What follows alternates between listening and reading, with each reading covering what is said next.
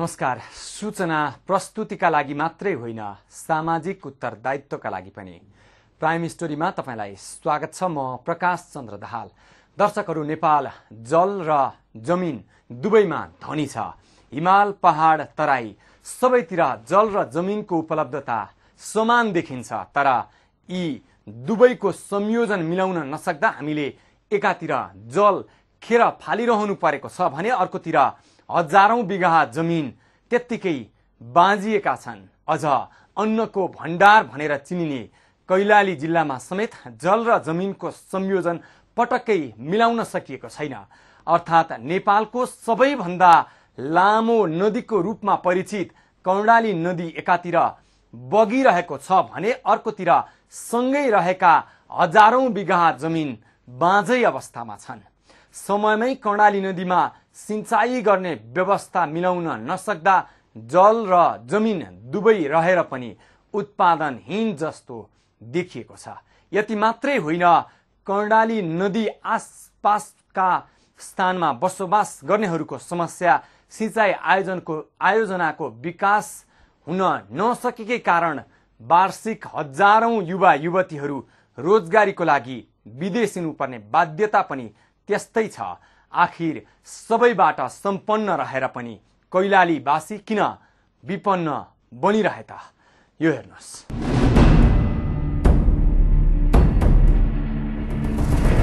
नेपालको सबैभन्दा लामो र 10,000 मेगावाट विद्युत उत्पादन क्षमता भएको यो कर्णाली नदी अविरल बगिरहेको छ।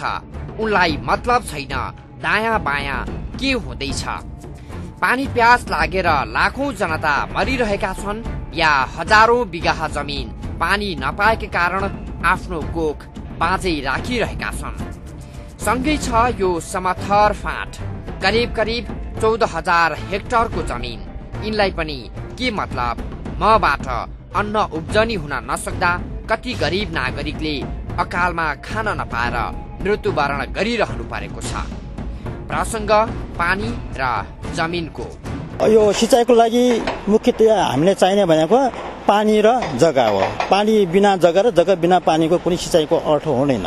तर यो क्षेत्रमा नेपालमा धेरै जसो सिंचाइ प्रणालीमा समस्या भनेको पानीको, जग्गाको समस्या छैन। यहाँ चाहिँ जग्गा पनि प्रचुर मात्रामा र साथसाथै कर्णालीको पानी भनेपछि भन्नु नपर्ला पानी कति छ भन्ने कुरा। यो दुईटै पर्याप्त मात्रामा रहेको हुनाले दीर्घकालीन ढिगो रूपले बन्ने सिंचाइ प्रणाली हो यो। अथाह पानी बगेर खेर गइरहेको छ, त्यतै घाटा। हजारौं बिघा जमिन बाँझै छ, यतै घाटा। तर पानी र जमिनको संयोजन मिल्नै सकेन। यो संयोजन मिल्न नसक्दा कर्णालीवासीहरूको परिश्रम एक त सदुपयोग हुन सकेन, अर्को परिश्रम बेकारमा खेर गइरहेको छ। त्यस क्षेत्रका किसानहरूले सयौं वर्ष अगाडि आफ्नै बाहुबलमा कर्णाली नदीबाट कुला खनेर सिंचाई प्रणालीको विकास गरी सिंचाई गर्दै आएका छन्। तर यो कुलाबाट ल्याएको पानीले पर्याप्त क्षेत्रफलमा सिंचाई हुन सकेको छैन। प्रविधिको युगमा मान्छेले कुला खनेर गरेको सिंचाईको परिणाम के होला र? कर्णाली नदीकै किनारमा रहेका जमिन समेत सिंचाई अभावमा प्राय बाँझो रहेका छन्। नेपालकै लामो र निरन्तर स्वच्छ जल बगिरहने कर्णाली नदीको किनारमै भए पनि कैलालीको सुदूर पूर्वी क्षेत्रका अधिकांश जमिनहरू बाँझो नै छन्। वर्षाको भरमा हुने धान बाली, मकै बाली लगाउन खासै गाह्रो नपर्ने भए पनि हिउँदे याममा वर्षा नभई यहाँका उर्वर योग्य फाँटहरू बाँझै रहने गरेका छन्। वर्षा याममा हुने धान खेती समेत समयमा वर्षा नभएपछि प्रभावित हुने गरेको छ। सँगै कर्णाली नदी निरन्तर बगिरहे पनि अन्न बालीको लागि भगवान भरोसामा बस्नुपर्ने स्थिति छ उनीहरूमा, जसले गर्दा यस क्षेत्रका किसानहरूले समयमा खेती लगाउन सक्दैनन् र उत्पादनमा समेत कमी आउने गरेको छ। हिउँदमा लगाइने गहुँ बाली, तोरी बाली, तरकारी खेती समेत सिंचाईको अभावमा प्रभावित हुने गरेका छन्। कैलाली जिल्ला नेपालकै खाद्य भण्डारको रूपमा चिनिने गरेको छ। तर कैलाली जिल्लाको पूर्वी क्षेत्रमा निरन्तर रूपमा बगिरहेको नेपालकै लामो नदी कर्णाली नदी हुँदाहुँदै पनि यस क्षेत्रका किसानहरूले व्यवस्थित रूपमा सिँचाइ सुविधा नपाएपछि दर्शकवृन्द तपाईँ देख्न सक्नुहुन्छ थुप्रै जमिन बाँझो रहेको छ। किसानहरूको यही पीडा र मर्कालाई ध्यानमा राखेर सयौं वर्ष अगाडि यस क्षेत्रका किसानहरूले कर्णालीको चिसा पानीबाट कुलो खनेर सिँचाइ प्रणाली विस्तार गरे। महिनौं दिनसम्म लगाएर प्रत्येक घरबाट एकजना किसान कुलो खन्न जाने प्रचलन अझै विद्यमान रहँदै आएको छ, जसलाई स्थानीय भाषामा देसावार भनिन्छ।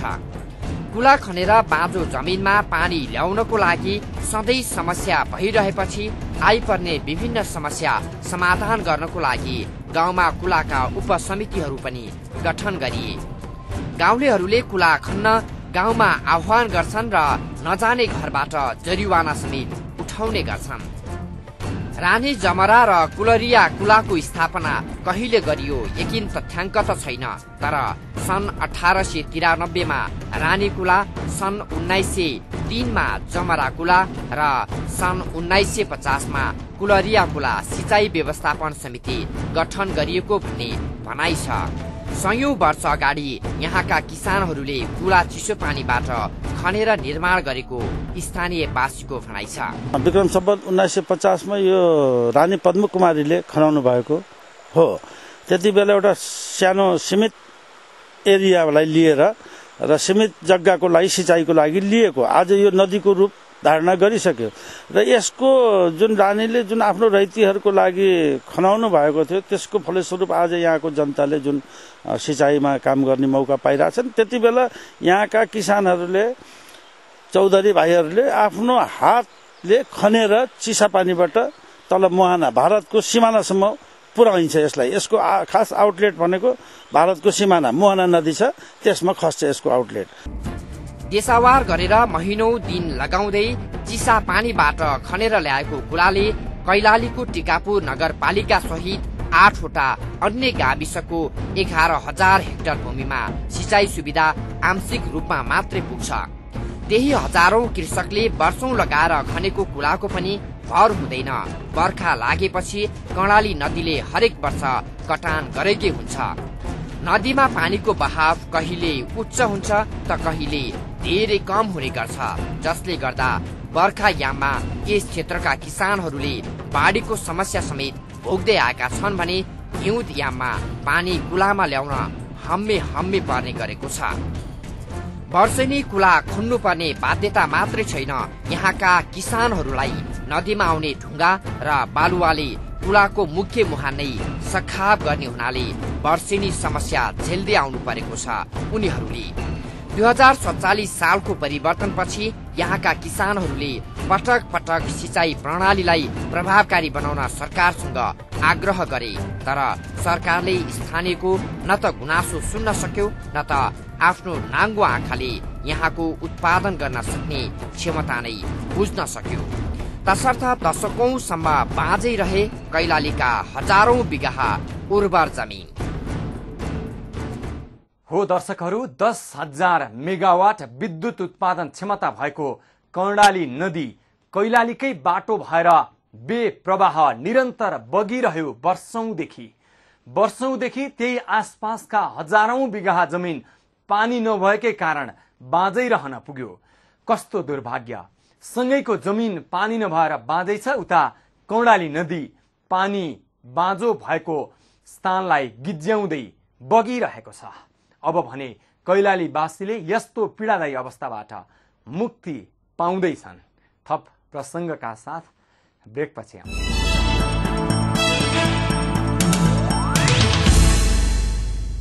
ब्रेकपछि पुनः स्वागत छ दर्शकहरू। तपाईँ प्राइम स्टोरीमा हुनुहुन्छ र आज हामी नेपालमा बन्दै गरेको सबैभन्दा ठूलो सिंचाई परियोजनामा केन्द्रित छौं।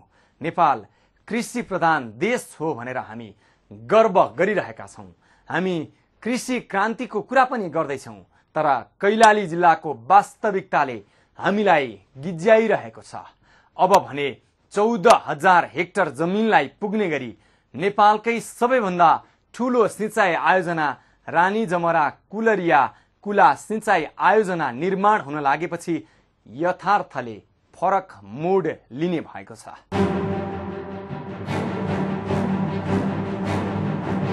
कैलाली जिल्ला कृषि क्षेत्रका लागि उर्वर भूमि मानिन्छ।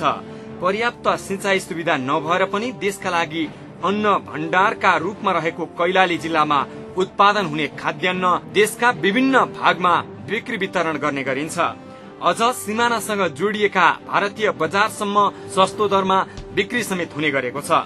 नगदे बाली, तरकारी बाली, जडीबुटी खेती र परम्परागत रूपमा लगाइँदै आएका बालीहरूको उर्वर उत्पादन क्षेत्र कैलालीको सुदूर पूर्वी क्षेत्र भाग्यमानी साबित हुँदै आइरहेको छ। नेपालकै लामो र 10,000 मेगावाट विद्युत उत्पादन क्षमता रहेको कर्णाली नदी कैलालीको सुदूर पूर्वी भागमा अविरल बगिरहेको छ। किसानहरूको निरन्तरको संघर्षका कारण गत वर्षदेखि नेपालकै ठूलो सिंचाई आयोजना रानी जमरा कुलरिया कुला सिंचाई आयोजनाको काम सुरु भएको छ। यो रानी जमरा कुलरिया सिंचाई आयोजना सुरुवात निर्माण कार्य चाहिँ गत आबोदेखि सुरु भएको हो। आर्थिक वर्ष 74-75 सम्ममा सम्पन्न गर्ने लक्ष्य राखिएको छ। जम्मा यो सम्पूर्ण आयोजनाको कुल लागत 12 अरब 78 करोड हो। मान सरोवरदेखि बग्दै बग्दै भारतको गंगा सागरसम्म फैलिएको नेपालकै लामो कर्णाली नदीको चिसापानीमा रानी जमरा कुलरिया कुलाको इन्टेक निर्माण कार्य धमाधम भइरहेको छ। कर्णाली पुलबाटै जोडिएको इन्टेक निर्माणसँगै मुख्य क्यानल निर्माण भइरहेको छ। 14वटा ढोकाबाट नदीको तल्लो सतहदेखि 7 मिटरको गहिराईमा 14 ढोका सहितको इन्टेक निर्माण भइरहेको हो। किसानहरूले वर्षेनी झेल्दै आइरहेका समस्यालाई मध्यनजर गर्दै योजनाले तीव्र गतिमा काम लिइरहेको छ। इन्टेक निर्माण कार्यबारे जानकारी दिँदै आयोजनाका सिनियर इन्जिनियर जगदीशमान श्रेष्ठ यस्तो भन्छन्। उनीहरूले चाहिँ जुन कर्णालीको पश्चिम धारबाट लगिरहेको रानी जमरा र कुलरियामा लगिरहेको नहरमा अनि यो बालुवा थुप्रेर पानी नभएको बेला चाहिँ अग्लो पार्टिने भएको हुनाले हरेक वर्ष अब हजारौं हजार किसानहरूले खनेर लैजानुपर्ने बाध्यता छ। यो बाध्यता हटाउनुको साथसाथै यो कृषि क्षेत्र जति हुनुपर्ने हो यो पनि कम भइरहेको छ। त्यसलाई हामी चाहिँ परिपूर्ति गर्नको लागि रानी जमरा कुलरिया सिंचाई आयोजनाको स्थापना भएको हो। नेपाल सरकार र विश्व बैंकको अनुदान सहयोगमा झण्डै 13 अर्ब रुपियाँको लागतमा यो आयोजना निर्माण भइरहेको छ। इन्टेक निर्माणसँगै पानी रिजर्भेसन क्यानल निर्माण हुनेछ। यो क्यानलबाट झण्डै 3 किलोमिटर तलसम्म भूमिगत नहर निर्माण गरिनेछ। त्यहाँबाट रानी जमरा र कुलरिया कुलामा पानी छोडिनेछ। रानी जमरा कुलरिया तीनटै सिंचाई सुतास्टी प्रणालीबाट 11,000 हेक्टर जमिनमा सिंचाई भइरहेछ। अब त्यसको लागि हामीले गरेपछि यो बढेर 14,000 हेक्टरसम्म पुर्याउने र अर्को थप 6,000 हेक्टर पनि गरेर 20,000 सम्म हालै चाहिँ सिंचाई गर्ने लक्ष्य राखेको छ। अहिलेकै अवस्थामा इन्टेक मात्रै निर्माण गरिए रानी कुलाबाट 4,228 हेक्टर, जमरा कुलाबाट 4,133 हेक्टर र कुलरिया कुलाबाट 2,603 हेक्टर गरी 10,964 हेक्टर जमिनमा सजिलै सिंचाई सुविधा उपलब्ध हुनेछ। नहरको विस्तार र इन्टेक निर्माण कार्य सम्पन्न भएसँगै यो आयोजनाले तीनवटै कुलाबाट 14,300 हेक्टर जमिनमा सिंचाई सुविधा पुर्याउन सकिन्छ। यो ठूलो परियोजना र यसले पुर्याउने फाइदाबाट धेरै स्थानीयवासीहरू खुसी छन्। तर परियोजनामा भएका ढिला सुस्तीबाट भने उनीहरूमा कतै बन्न लागेको परियोजना बिग्रने पो हो कि भन्ने चिन्ता पनि छ। कार्यान्वयन पक्षमा धेरै नै ढिलाइ भइरहेछ। किनभने पहिला जुन स्पिडले बढेको थियो इन्टेकको काम, त्यो इन्टेकको काम त्यहाँको स्थानीय बासिन्दाहरू त्यहाँ अवरोधहरू बेला बेलामा अवरोध आइराख्ने र तिनीहरूलाई सेटलमेन्ट गर्नुपर्ने सरकारको आफ्नो दायित्व र जुन रानी जमरा कुलरियाका प्राधिकारी भनौँ न, अब उहाँबाट जो प्रोजेक्ट इन्चार्ज भएर प्रोजेक्ट म्यानेजर भएर पिएम भएर जो आउने त्यो पनि हामीलाई त कस्तो लाग्छ बग्दाको तर्फबाट क्लियर भन्नुपर्दा कहीँ पैसा खुवाएर आउनुपर्ने र यहाँ सीमित समयसम्म मात्रै बस्नुपर्ने, पैसा कमाए फेरि गइहाल्नु पर्ने। किनभने यो जग्गा, यहाँको पानी, यहाँको उत्पादन यो सेक्टर त हाम्रो हो नि, हामी किसानहरूको हो। उनीहरू त भोलि काम गर्ने हो, तनखा पकाए गइहाल्यो। त त्यसले गर्दा ढिला सुस्तीको हामीलाई आभास भइराखेको छ। परियोजना बन्दै गर्दा स्थानीय वासीहरूले पटक पटक रोक पनि लगाए। कहिले जग्गाको मुआब्जा दिनुपर्ने माग त कहिले रोजगारीको माग राखेर केही महिना कामै बन्द भयो। स्थानीयवासीले त ठेक्का प्रथामा घोटाला भएको समेत आरोप लगाएका छन्। स्थानीय स्तरमा रहेका उपभोक्ता समितिलाई थाहै नदिई ठेक्का प्रथा अगाडि बढाइएकोमा उनीहरूको गुनासो रहेको छ। यो ठेक्का प्रचलनमा पनि उपभोक्तालाई कुनै किसिमको थाहा नै छैन, जबकि 60 लाखसम्मको काम उपभोक्ताले गर्न पाउने नियममा प्रस्तावित आएको छ, तर हामीलाई त्यस्ता किसिमका कुनै पनि गराइएको छैन र कहिले टेन्डर हुन्छ त्यसको विषयमा नि उपभोक्तासित छलफल नगरिकन विभागले आफ्नै हिसाबले गरिराखेको हुनाले हामी अलि दुखी पनि छौँ त्यो हिसाबले र खुसी यो कारणले छौँ कि हाम्रो योजना बनिराखेको छ। हामी दुखी छौँ यस कारणले कि हामी यत्रो उपभोक्ता यहाँको भएर पनि विभागले चाहिँ हामीलाई चाहिँ हेलचक्राइको हिसाबले हेरेर हाम्रा यहाँ जुन कर्मचारीहरू राख्नुपर्ने यहाँको स्थानीय बासिन्दाहरूलाई कर्मचारीहरू राख्नुपर्ने पनि नराखिदिएर कहाँ आफ्नो आफ्नो मान्छेहरू लिएर आएर यहाँ पार्टीगत हिसाबका मान्छेहरू आफ्नो मान्छेहरू घुसाइराखेकोले गर्दाखेरि मलाई चाहिँ अलिकति भन्नु पर्दाखेरि दुःखैको कुरो हो यो हो। तर उनीहरू आफ्नो क्षेत्रमा विकास हुँदै गरेको देख्दा खुसी भने अवश्य छन्। यो आयोजना निर्माण सम्पन्न भएपछि कैलालीको टिकापुर नगरपालिका, बलिया, पथलैया, जानकी नगर, दुर्गौली, मुनुवा, नारायणपुर, धनसिंहपुर र प्रतापपुर गाविसहरूमा सिंचाई सुविधा पुग्नेछन्। गत वर्षदेखि नेपाल सरकारले झण्डै 13 अर्ब रुपियाँको लगानी गरेर नेपालकै ठूलो सिंचाई आयोजनाका रूपमा रानी जमरा कुलरिया कुला सिंचाई आयोजना सुरु गरेको छ।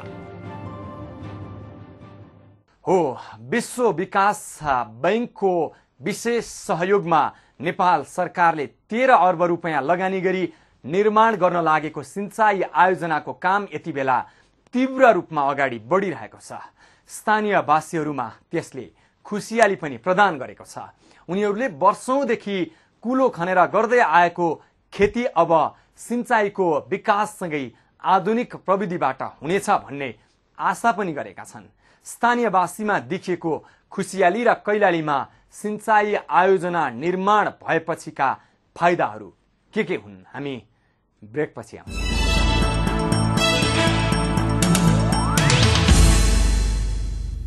ब्रेकपछि पुनः स्वागत छ। तपाईँ प्राइम स्टोरीमा हुनुहुन्छ। दर्शकहरू, रानी जमरा कुलरिया कुला सिंचाई आयोजना सफलताका साथ सम्पन्न भयो भने त्यसबाट कैलालीको टिकापुर नगरपालिका, बलिया, पथलैया, जानकी नगर, दुर्गौली, मुनुवा, नारायणपुर, धनसिंहपुर र प्रतापपुर गाविसहरूमा सिंचाई सुविधा पुग्नेछन्।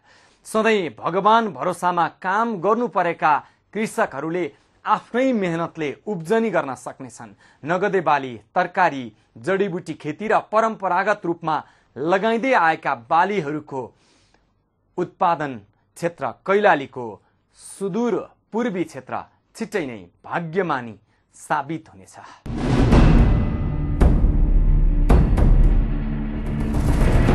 लामो समयदेखि कैलालीवासीले प्रतीक्षा गरेको दिन अब नजिकिँदैछ। विक्रम सम्वत 2074-75 मा सम्पन्न गर्ने गरी थालनी गरिएको रानी जमरा कुलरिया कुला सिंचाई आयोजनाको काम तीव्र रूपमा भइरहँदा स्थानीयवासीमा थप उत्साह छाएको छ। महिनौं लगाएर खेतमा काम गर्यो, तर उब्जनी भने अत्यन्तै कम हुँदा कैलालीवासी निराश मात्र थिएनन्, उनीहरू कृषि पेसाबाट समेत पलायन हुँदै गएका थिए। त्यही पुर्ख्यौली पेसा पनि राम्रोसँग नहुने भएपछि युवा युवतीहरूले विदेश पलायनको अर्को विकल्प देखेका थिएनन्। धेरै युवा युवतीहरू यो बीचमा पलायन भइसकेका थिए। अब भने युवा युवतीहरूमा पनि जोश जागर आएको छ। उनीहरूमा विदेश गएर पसिना बगाउने होइन, आफ्नै माटोमा केही गरौं भन्ने भावना जागेको छ। सिंचाई योजना आउँदाखेरि यहाँका कोही जमिनहरू सुक्खा रहँदैनन् र यहाँका जमिनहरूमा हामीहरूले मेहनत गर्यो भने हामी आफ्नै देशमा बसेर सुखी साथ बाँच्न सक्छौं। हो, यही रानी जमरा कुलरिया कुला सिंचाई आयोजनामा धेरैको भविष्य अडेको छ। धेरै युवा युवतीहरूले त यो आयोजना बन्दै गर्दा समेत रोजगारी पाएका छन्। अब आयोजना सम्पन्न भएसँगै रोजगारीका ढोकाहरू फेरि खुल्नेछन्। एक बाली पनि मुस्किलले हुने र त्यसको लागि भगवानसँग पानीको गुहार माग्नुपर्ने कैलालीवासीहरूले अब 12 मास आफ्नो खेतमा अन्न उब्जनी गर्न सक्ने भएका छन्। तसर्थ यतिखेर कृषकहरूमा खुसियाली ल्याएको छ। यो कुला बनेपछि सर हामीलाई धेरै राम्रो हुन्छ। हामीलाई सबै खेती गर्न सकिन्छौँ, सबै कुरा गर्न सकिन्छौँ। हामी 12 मास खेती गर्न पनि सकिन्छौँ। सबै काम हाम्रो चलिरहेछ सर। यो जस्तै दुःख गर्नको भन्दा अहिले हामीलाई कुला अब सिँचाइ विभागले गरिदिएपछि हामीलाई खुबै राम्रो भइरहेछ। यो हामीलाई खुसी लागिरहेछ जनतालाई। हाम्रो खेतीपाती राम्रो हुन्छ। हाम्रो खेतबाली धान बाली गहुँ बाली भयो, सिँचाइ पनि राम्रो हुन्छ हामीलाई। मुस्किलले धान र गहुँ हुने खेतमा अब स्थानीयले आलु, प्याज, भेन्टा, खुर्सानी लगायतका खेती पनि लगाउन सक्ने हुने भएका छन्। कैलालीमा अधिकांश नागरिकहरू कृषि पेसामा नै निर्भर रहने हुनाले त्यस क्षेत्रको विकासको लागि यो आयोजनाले ठूलो भूमिका निर्वाह गर्ने विश्वास लिएको छ। यो रानी जमरा कुला कुलरिया सिँचाइ आयोजना नेपालकै सबैभन्दा ठूलो आयोजनाका रूपमा रहेको छ र यो आयोजना झण्डै 13 अर्ब लगानीमा निर्माण कार्य हालै मात्र सुचारू भइरहेको छ र यो निर्माण कार्य सम्पन्न भएसँगै कैलालीको सुदूरपूर्वी क्षेत्रका झण्डै 13,000 हेक्टर जमिनमा यसको सिँचाइ उपलब्ध हुनेछ भने यस क्षेत्रका कृषकहरूका लागि यो सिँचाइ आयोजनाले आर्थिक क्रान्तिको काम गर्नेछ। आर्थिक क्रान्ति यस क्षेत्रका कृषकहरूको आमदानीमा आर्थिक क्रान्ति हुने विश्वास गरिएको छ। कृषि क्षेत्रको विकासको लागि सबैभन्दा ठूलो पूर्वाधार भनेकै सिँचाइ हो। सिँचाइको विकास बिना कृषि क्षेत्रको विकास र क्रान्ति कल्पनै नगरे हुन्छ। यो परियोजना सम्पन्न भएपछि स्थानीयलाई बिउ बिजनमा राहत, आधुनिक कृषि प्रणालीको ज्ञान र उनीहरूको हरेक समस्यामा सरकारले सम्बोधन गर्न सके मात्रै स्थानीयले सिँचाइ आयोजनाबाट फाइदा लिन सक्छन्। यो योजना आएपछि नेचुरली यहाँ एउटा कृषि क्रान्ति नै हुन्छ। यहाँको जुन जनताहरू जुन आय इन्कम जुन हुन्छ त्यो वृद्धि भएर आउँछ र विदेश पलायन हुने जुन युवा शक्ति छ त्यसमा त्यो पनि रोकिने स्थिति हुन्छ। किनभने हामी आफ्नै बाहुबलले या खेतीहरू विभिन्न आधुनिक खेतीहरू गर्न सकिन्छ र खालि एउटै आवश्यकता के छ त भने प्रवृत्तिको विकास हुनु पर्यो। अब यो सँगसँगै प्रवृत्तिको विकास हुनु पर्यो। यही कुरालाई मध्यनजर गर्दै नेपाल सरकारले विश्व बैंकको आर्थिक ऋण तथा अनुदान सहयोगमा सम्पन्न गर्न लागेको यस सिँचाइ आयोजना निर्धारित समयमै पूरा गरिदिए स्थानीयवासीले पनि सरकारको प्रशंसा गर्ने थिए। आयोजनाको निर्माणसँगै कृषिमा क्रान्तिको लागि स्थानीयले सरकारसँग सहयोगको याचना समेत गरिरहेका छन्। हामीहरू किसानलाई खुसी लाग्यो। यसमा नहर बिघा हामीलाई जल मल पायो भन्दा हाम्रो यो 3 नहर बिघा जो चलिराखेको छ यो कैलाली भिन्नामा यसले हामीलाई खेती पनि हुन्छ, बर्खा धान खेती पनि हुन्छ। यहाँ जलमल पायो भने हामी अन्य धान सुविधा खेतीपाती हिउँद बर्खै नै हाम्रा चलेर यो किसान यहाँका किसानहरू हामी ठूलो भविष्यमा जानेछौँ। हामीलाई खुसीको बात छ। यो आयोजना सफल रूपमा सम्पन्न भए कैलालीको पूर्वी क्षेत्रका झण्डै 25,000 किसान घर परिवार लाभान्वित हुने अनुमान गरिएको छ। विक्रम सम्वत 2074-75 मा सम्पन्न गर्ने लक्ष्य सहित सुरु गरिएको रानी जमरा कुलरिया कुला सिँचाइ आयोजना निर्धारित समयमै सम्पन्न हुन सक्यो भने त्यसले कैलालीवासीको मुहार मात्रै फेर्ने छैन, समग्र नेपालको कृषि उत्पादनमा नै ठूलो परिवर्तन ल्याइदिनेछ। हामी कृषि प्रधान देश भएर पनि खाद्य वस्तुमा अन्य देशको निर्भर गरिरहनु परेको अवस्थामा अवश्य पनि यो आयोजनाले आफ्नो खुट्टामा आफै उभिने प्रयासको थालनी गराउनेछ, बेरोजगारीको संख्या घटाउनेछ, देशलाई कृषि क्रान्तिमा अघि बढाउनेछ। अब बाँकी यति रहनेछ सरकारले कृषकलाई प्रोत्साहन गर्न सक्नुपर्छ र नयाँ नयाँ प्रविधिको विकास गरिदिन सक्नुपर्छ। कैलाली सहकर्मी परमानन्द पाण्डेको सहयोगमा प्रस्तुत आजको प्राइम स्टोरी यति नै।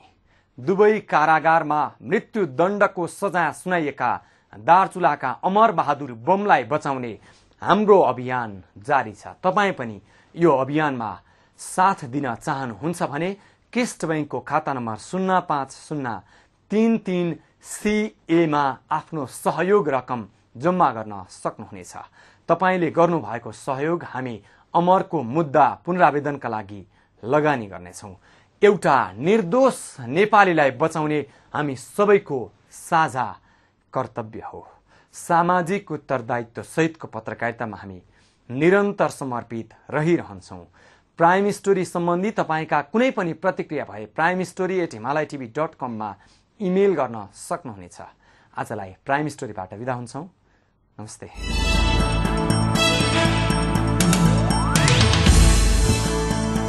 Brought to you by Guest Bank. Power to succeed. मात्र लक्ष्मी स्टीलले बन्नेछ सुरक्षित निर्माण। Real Fruit Power. Real Fruit Power contest जिन्दगी रमाउँछ, fruit पावरले जिताउँछ। Broadlink. Connect your way.